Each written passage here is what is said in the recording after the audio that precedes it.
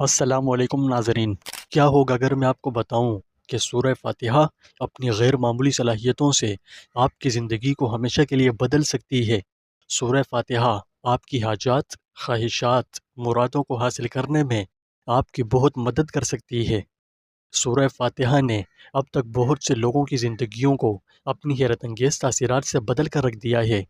سورہ فاتحہ اپنی وسیع و عریض کائناتی دنیا میں قرآن مجید کی سب سے طاقتور صورت ہے۔ خوش و خرم اور کامیاب زندگی گزارنے کا ایک راز ہے، بیماریوں کا روحانی علاج ہے، نقصانات سے حفاظت ہے، روحانی روشنی کی کنجی ہے، اللہ کا قرب حاصل کرنے کا ذریعہ ہے، دنیا اور آخرت کی کامیابی کا راز ہے۔ اور یہ صورت اپنے اندر ایسے پراسرار راز رکھتی ہے کہ جس کی مثال پوری دنیا میں نہیں ملتی۔ نیز کیا آپ نے کبھی سوچنے کی کوشش کی ہے کہ ہم مسلمان اپنی نماز کی ہر رکعت میں سورہ فاتحہ کیوں پڑھتے ہیں؟ مزید برآں شفا سے لے کر ہدایت تک سورہ فاتحہ میں بے شمار نعمتوں کی کنجی ہے۔ آپ یقین نہیں کریں گے کہ یہ سورہ مبارکہ کیا کچھ کر سکتی ہے جب تک کہ آپ یہ ویڈیو نہ دیکھیں گے۔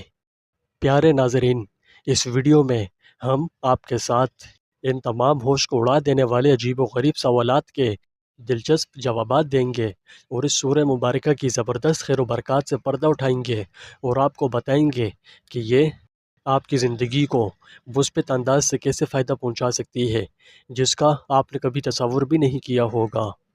کیا آپ آج کی زبردست دریافت کے اس روحانی سفر پر ہمارے ساتھ چلنے کے لیے تیار ہیں؟ پھر آئیے شروع کرتے ہیں۔ پیارے ناظرین، قرآن حکیم علم کا خزانہ ہے۔ اس میں انسانی زندگی کے تمام حالات کے لیے روحانیت سے لے کر دنیاوی معاملات تک کی رہنمائی موجود ہے۔ چنانچہ قرآن مجید کی سب سے اہم اور طاقتور صورتوں میں سے ایک یہ سورہ فاتحہ بھی ہے۔ یہ ہر نماز میں پڑھی جاتی ہے اور اس کے بغیر نماز مکمل نہیں ہوتی۔ یہ قرآن مجید کی سب سے زیادہ پڑھی جانے والی صورت ہے۔ سورہ فاتحہ اگرچہ قرآن حکیم کی مختصر صورتوں میں سے ہے، اس کی کل 7 آیات ہیں، لیکن یہ قرآن حکیم کی عظیم ترین صورت ہے۔ اس سورہ مبارکہ کو ام القرآن بھی کہا جاتا ہے اور اساس القرآن بھی، یعنی یہ پورے قرآن کے لیے جڑ، بنیاد اور اساس کی حیثیت رکھتی ہے۔ سمجھنے والی بات یہ ہے کہ یہ فاتحہ کس اعتبار سے ہے۔ اس بارے میں لکھتے ہیں کہ اسے مراد ہے کھولنے والی۔ اب چونکہ قرآن حکیم اس صورت سے شروع ہوتا ہے، اس لیے اسے فاتحہ کہا جاتا ہے۔ سورہ فاتحہ کے ایک نام کافیہ بھی ہے، جس کا مطلب ہے کفایت کرنے والی، یعنی کافی ہونا یا ضرورت کے مطابق ہونا، جبکہ اس کا ایک نام شافیہ بھی ہے، جس کا مطلب ہے شفا دینے والی۔ سورہ فاتحہ حکمت اور علم کا لازوال خزانہ ہے۔ یہ اپنی پرکشش آیات میں بہت سے زبردست فوائد رکھتی ہے۔ سورہ فاتحہ 7 آیتوں پر مشتمل ہے، جن میں سے پہلی 3 آیات میں اللہ سبحانہ و تعالیٰ کی حمد و ثنا ہے، اور آخری 3 میں انسان کی طرف سے دعا و درخواست کا مضمون ہے، جو اللہ رب العزت نے اپنی رحمت سے خود ہی انسان کو سکھایا۔ اور درمیانی ایک آیت میں دونوں چیزیں شامل ہیں، یعنی کچھ حصہ حمد و ثنا کا ہے، کچھ دعا اور درخواست کا۔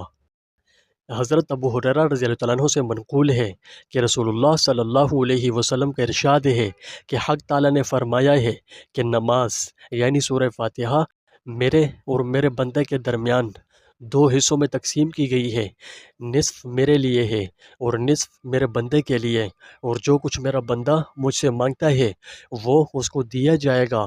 پھر رسول اللہ صلی اللہ علیہ وسلم نے فرمایا کہ جب بندہ الحمدللہ رب العالمین کہتا ہے تو اللہ فرماتا ہے کہ میرے بندے نے میری حمد بیان کی ہے۔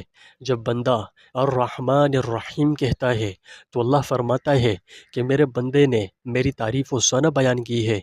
جب بندہ مالک یوم الدین کہتا ہے تو اللہ فرماتا ہے کہ میرے بندے نے میری بزرگی بیان کی۔ اور جب بندہ ایاک نعبد و ایاک نستعین کہتا ہے تو اللہ فرماتا ہے کہ یہ آیت میرے اور میرے بندے کے درمیان مشترک ہے، کیونکہ اس میں ایک پہلو حق تعالیٰ کی حمد و ثنا کا ہے اور دوسرا پہلو بندے کی دعا و درخواست کا۔ اس کے ساتھ یہ بھی ارشاد ہوا ہے کہ میرے بندے کو وہ چیز ملے گی جو اس نے مانگی۔ پھر جب بندہ کہتا ہے اہدنا الصراط المستقیم صراط الذین انعمت علیہم غیر المغضوب علیہم ولا الضالین، تو حق تعالیٰ فرماتا ہے کہ یہ سب میرے بندے کے لیے ہے، اس کو وہ چیز ملے گی جو اس نے مانگی۔ پیارے ناظرین، احادیث مبارکہ میں اس صورت کے بہت سے فضائل بیان ہوئے ہیں، چنانچہ ان میں سے کچھ تو یہ ہے۔ حضرت عبداللہ بن عباس رضی اللہ عنہ فرماتے ہیں کہ ایک دن حضرت جبرائیل امین رسول اللہ صلی اللہ علیہ وسلم کے پاس بیٹھے ہوئے تھے کہ انہوں نے اپنے اوپر ایک زوردار آواز سنی۔ انہوں نے اپنا سر اٹھایا، پھر فرمایا کہ یہ آسمان کا ایک دروازہ ہے جو آج سے پہلے کبھی نہیں کھلا۔ پھر فرمایا یہ ایک فرشتہ ہے جو آج سے پہلے زمین پر کبھی نازل نہیں ہوا۔ پھر اس فرشتے نے آپ کو سلام کیا اور دو نوروں کی خوشخبری دی اور کہا یہ دو نور آپ ہی کو دیے جا رہے ہیں، آپ سے پہلے کسی نبی کو نہیں دیے گئے، ایک سورہ فاتحہ اور دوسرا سورہ بقرہ کی آخری دو آیات۔ آپ جب کبھی ان دونوں میں سے کوئی کلمہ تلاوت کریں گے تو آپ کو طلب کردہ چیز ضرور عطا کی جائے گی۔ حضرت ابو سعید خدری رضی اللہ عنہ کہتے ہیں کہ آپ صلی اللہ علیہ وسلم کے کئی اصحاب عرب کے قبیلے پر پہنچے جنہوں نے ان کی ضیافت نہ کی۔ اتفاق سے ان کے سردار کو بچھو نے کاٹ لیا۔ وہ صحابہ کرام رضوان اللہ علیہ مجمعین کے پاس آئے اور کہنے لگے تم میں سے کسی کے پاس بچھو کے کاٹنے کی کوئی دوا یا منتر ہے؟ انہوں نے کہا ہاں ہے، مگر چونکہ تم نے ہماری ضیافت نہیں کی اس لیے ہم اس کا معاوضہ لیں گے۔ انہوں نے چند بکریاں اور ایک روایت کے مطابق 30 بکریاں دینا قبول کیں۔ ایک صحابی خود ابو سعید رضی اللہ عنہ نے سورہ فاتحہ پڑھنا شروع کی۔ وہ سورہ فاتحہ پڑھ کر پھونک مار دیا کرتے۔ چند دنوں میں وہ سردار اچھا ہو گیا۔ حسب وعدہ قبیلے کے لوگ بکریاں لے آئے تو صحابہ کو تردد ہوا کہ آیا یہ معاوضہ لینا بھی چاہیے یا نہیں، اور کہنے لگے کہ جب تک ہم نبی کریم صلی اللہ علیہ وسلم سے پوچھ نہ لیں یہ بکریاں نہیں لینی چاہیے۔ انہوں نے آپ صلی اللہ علیہ وسلم سے پوچھا تو آپ نے فرمایا تمہیں یہ کیسے معلوم ہوا کہ سورہ فاتحہ منتر بھی ہے؟ وہ بکریاں لے لو اور ان میں سے میرا حصہ بھی نکالو۔ اور حضرت ابن عباس رضی اللہ عنہ کی روایت میں ہے کہ جب صحابہ کرام مدینے پہنچے تو کسی نے کہا یا رسول اللہ صلی اللہ علیہ وسلم، ابو سعید خدری نے کتاب اللہ پر اجرت لی ہے۔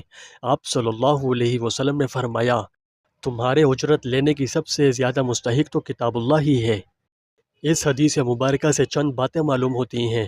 پہلی یہ کہ صحابہ کرام رضوان اللہ علیہ مجمعین نے اجرت کا مطالبہ صرف اس لیے کیا تھا کہ ان بستی والوں نے ان کی مہمانی سے انکار کر دیا تھا، بالخصوص ان دنوں میں جب کہ وسائل سفر محدود، سست رفتار اور ہوٹلز وغیرہ بھی نہیں ہوتے تھے، اور ملکی دستور یہ تھا کہ مہمانی سے انکار کو قتل کے مترادف سمجھا جاتا تھا۔ دوسری یہ بات معلوم ہوتی ہے کہ اگر دم جھاڑ کی ضرورت پیش آئے تو صرف کتاب اللہ سے ہی کرنا چاہیے، یہ کم از کم دم جھاڑ کرنے والا شرکیہ یا بے معنی الفاظ نہ پڑھے۔ تیسری بات یہ نکل کر سامنے آتی ہے کہ ضرورت مند لوگ دم جھاڑ کی اجرت بھی لے سکتے ہیں، مگر ایک حد تک، یعنی دم جھاڑ کو اپنا ایک مستقل پیشہ بنا لینا یا بے مقصد و بے مراد الفاظ سے تعویذ لکھنا، انہیں پانی میں گھول کر پلانا، گلے میں لٹکانا یا کسی دوسری جگہ پر باندھنا، ایسے سب کام شرعاً ناجائز ہیں۔ اس پر انشاءاللہ پھر کبھی تفصیل سے بات ہوگی۔ نیز اس سورت کا نام سورۃ الصلاۃ اور سورۃ الدعاء اور تعلیم المسئلہ یعنی اللہ سے مانگنے کے آداب بھی ہے۔ یہ سب بھی انشاءاللہ موقع کی مناسبت سے پھر کسی ویڈیو میں عرض کر دوں گا۔ پیارے ناظرین، میں نے تو آج کی ویڈیو میں سورہ فاتحہ کے تمام راز اور خیر و برکات بیان کرنے کا سوچ رکھا تھا، لیکن یہ ویڈیو میری سوچ سے زیادہ طویل ہو چکی ہے۔ میں نہیں چاہتا کہ یہ ویڈیو بہت طویل ہو، کیونکہ آپ کے لیے اس کا دیکھنا آج کے زمانے میں مشکل ہو سکتا ہے۔ اس کے تمام فوائد میں ایک ہی ویڈیو میں بیان نہ کر پانے پر بہت شرمندہ ہوں، لیکن میں آپ سے وعدہ کرتا ہوں کہ مجھ نکارہ سے جتنا ہو سکا اگلی ویڈیوز میں اس موضوع پر ویڈیوز بناتا رہوں گا۔ تاہم میں نے اس سے قبل بھی اپنے اس چینل پر سورہ فاتحہ کے فضائل و کمالات اور خیر و برکات پر چند ویڈیوز بنائی ہیں۔ اگر آپ کو اس سورت سے محبت ہے تو ہم نے آپ کی محبت کا لحاظ رکھتے ہوئے اپنی ان ویڈیوز کا لنک اس ویڈیو کے ڈسکرپشن کے ساتھ ساتھ کمنٹ باکس میں بھی دے دیا ہے۔ اگر آپ اس سورت کے زبردست فضائل و فوائد جاننا چاہتے ہیں تو آپ میری پچھلی ویڈیوز کو دیکھ سکتے ہیں، ٹھیک ہے؟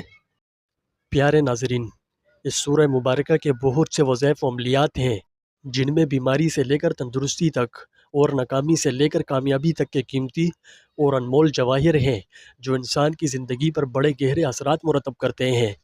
اس کی انہی غیر معمولی صلاحیتوں کے پیش نظر ہم آج آپ کو بلا معاوضہ ایک ایسا روحانی عمل دینے جا رہے ہیں جس کی برکت سے آپ کی مشکلات چاہے کسی بھی حوالے سے ہوں انشاءاللہ آسان ہو جائیں گی، کیونکہ یہ ایک مجرب اور آزمودہ وظیفہ ہے جو آپ کی مشکلات کو آسان بنانے میں اللہ کی غیبی مدد کو حاصل کرنے کا ذریعہ بنے گا۔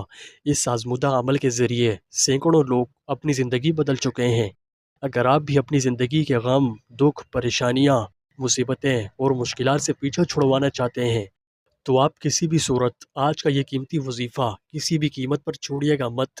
میرا مقصد آپ کے زخموں کا مرہم بننے کا ہے، اس لیے مجھے اپنے زخموں کا مرہم بننے دیں اور اپنی زندگی کو خوشگوار بنا کر ایک اچھا اور متقی و پرہیزگار انسان بننے میں میرا ساتھ دیں۔ اگر آپ اس مقصد میں میرا ساتھ دینا چاہتے ہیں تو یوں دے سکتے ہیں کہ میرے بتائے آزمودہ وظائف موقع کی مناسبت سے کرتے رہیں، اور خاص طور پر آج کا یہ روحانی عمل تو ضرور کریں۔ اگر اس عمل نے آپ کو فائدہ نہ دیا تو میں آن ایئر کہہ رہا ہوں کہ یہ ویڈیو ڈیلیٹ کرنے میں ذرا دیر نہیں کروں گا۔ یقیناً اس سے آپ سمجھ چکے ہوں گے کہ اس چینل کے وظائف و عملیات میں کچھ تو خاص بات ہے نا جو میں سب کے سامنے اتنی بڑی بات کہہ رہا ہوں۔ تو آپ اپنی مشکلات، زندگی کی پریشانیوں، معاشرتی الجھنوں، ذہنی تناؤ اور خلفشار کے اس عجیب دور میں غیر یقینی صورتحال سے بچنے اور ان سے اپنا پیچھا چھڑوانے کے لیے یہ عمل کریں کہ سب سے پہلے گھر میں پرسکون جگہ تلاش کریں۔ پرسکون جگہ ملنے کے بعد وہاں بیٹھ کر یہ روحانی عمل کریں، لیکن عمل سے پہلے روحانی ماحول پیدا کرنے کے لیے اس جگہ کو کسی خوشبو عطر سے معطر کر دیں۔ اس کے بعد تنہائی میں بیٹھ کر اول 300 دفعہ استغفار کریں۔ استغفار کے بعد 21 دفعہ سورہ فاتحہ پڑھیں۔ ضروری بات، یہ عمل باوضو کرنا ہے، ٹھیک ہے؟ کم از کم یہ عمل 21 دن جاری رکھیں۔ اگر 21 دن سے پہلے ہی آپ کا مقصد پورا ہو جائے تو بھی اگر آپ چاہیں تو 21 دن کی مدت پوری کر سکتے ہیں۔ اس طاقتور روحانی وظیفے کی عجیب و غریب تاثیرات اور خیر و برکات سے آپ کی تمام مشکلات انشاءاللہ آسان ہو جائیں گی۔ اور ہاں، اگر آپ سورہ فاتحہ کے فضائل و کمالات اور خیر و برکات والی ویڈیوز دیکھنا چاہتے ہیں تو کمنٹ باکس میں ان کا لنک موجود ہے، تو انہیں دیکھنا ہرگز مت بھولیے گا۔